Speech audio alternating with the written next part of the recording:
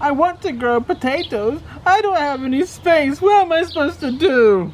Did somebody call for some help? Who are you? I'm the Tater King, here to assist all your tater growing needs. But Mr. Tater King, how am I supposed to do this? I can't grow potatoes in such a small space. I don't have any land. Here, let me show you. Alright, so what are you supposed to do if you want to grow some potatoes, but you don't have any land or space? You know what? You may not have the Tater King's cape, but you can still do it.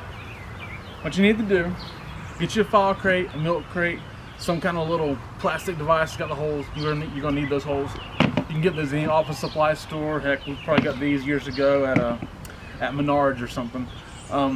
This is something we did when we lived in an apartment and had zero land at all. We did a bunch of container gardening. And we successfully grew potatoes in this kind of contraption. You take that, get some weed fabric. This is a pretty strong weed fabric. You can get cheap weed fabric, you can get good weed fabric, but it needs to be something of that nature. Push that stuff on down in here. All you're doing is making yourself a little sack, essentially, a little bag inside this sucker. Get it on down in there.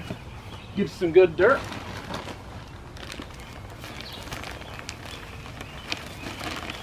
This is organic dirt, a 500. I mean, it's got a little bit of nitrogen and nothing else. Fill it. Get some dirt in the bottom of your container, just like that. And you're gonna want, put a good 4 inches of dirt probably in there. That's gonna give your taters room to grow.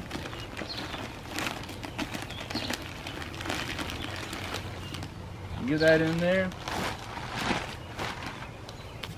So once you get your dirt in there, you need some soil amendments, just a little bit. Potatoes need need double the amount of potassium and phosphorus, or phosphorus and potassium, than they do nitrogen. That's the 3 numbers. If you look at fertilizer numbers, that is the 3 numbers. The first number is nitrogen, the second number is phosphorus, and the last number is potassium. So we use a good bone meal for phosphorus, and a little blood meal for some nitrogen. There's already some nitrogen in that dirt. Pay attention to what the fertilizer count is on your dirt, so you'll know what you need. But remember, if you we'll say potatoes need like 5-10-10 or 8-16-16, so you need double the amount of phosphorus and potassium. So, and then we use some kelp meal for the potassium, and dust all that stuff in there. Again, this does work. We've done it before, back when we had no land, and we still have very little land, so we still use creative methods. Now mix that up. Get your hands in there. Mix that up in there real good. You see? Don't be afraid to get a little dirt on your hands. It'll be all right. Now you take your seed taters, and you're gonna want to put your seed taters eyes up. See, these are the eyes. When you get them, they may not be like this. You're going to want to sprout them for a few days, which means just sit them out in some light and let the sprouts come up real good. Take your seed taters and put the eyes up right in your dirt, best you can. If you got some on the side, whatever. And yeah, we'll use this one. It'll be all right. And put the eyes up just like that. Okay. Potatoes are a very rewarding thing to grow. If you want to grow them at all, have any desire to grow, you can do them just like this. But also, this method works for other things. You can use this method to grow pretty much anything you want. Just make sure you got a good container mixed dirt. You need these crates like this to drain water. That's why you need the holes for airflow. It helps actually get airflow to your soil, and it helps out a lot. So, and the weed fabric obviously just holds everything together and allows the water to drain out as well. But we've used this method, like I said before, and it was very successful to grow onions, taters, beans, peas. I think we may have grown some carrots in it. I don't remember exactly, but I mean, I know we've grown a lot of things with this method, and I'm sure we're not the first person to do it. We got it from somebody I know, but it absolutely works. Do not be limited by your space. You're only limited by your imagination. You can always have a chance to go do something. and get out and grow your food. And I know that you might feel like it's an investment. Well, I have to buy this, I have to buy that. Well, I get it, you do. But anytime you invest the money into things like this, you're investing in yourself, you're investing in your future, you're investing in your food security. And I mean, while you can invest in the stock market crashes, the stock market goes up and down. It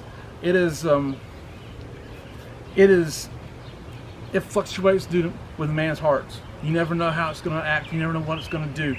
But if you invest in your food security, it's never going to change. You're always getting food. You're always getting the same thing, and food is always valuable. You always have to have it, you know, and that in itself is invaluable. And if you're taking care of your own health and your own food security, then you're also investing in, like I said, your health. So the better you eat like this, the less medicines you'll have to buy when you get older, the less you're gonna have to go to the doctor, and that in itself is invaluable. So just remember that. Don't ever be limited by those things. And so now here, we've dumped that dirt in while I was rambling, and you just fill it up to about a couple inches shy of the top of the crate, like this. And here we have one already finished due to the magic of YouTube, just like this. So here's what we've done. You can take the edges, fold it up in some artsy way, like the lovely camera lady did. You can staple them to the side of the crate. You can use some twine and tie them up. You could use a bungee cord and strap it down, a rubber band of some kind if you got one that size. Just whatever you want to do to fold these under. You want a little extra there because it kind of gives you some grip and some padding on the sides of the handle in case it gets too heavy. And you can put these anywhere you want. Put them in your patio if you have a small space in your yard but you don't want to till it up, or it's just kind of out of the way. You can put them in the corner of your yard. But you can stack them up or slide them together on your patio, your balcony if you have an apartment, and you can grow whatever you want in these containers. My name is Jason. This is the Art of Creation Homestead. God bless you. Goodbye.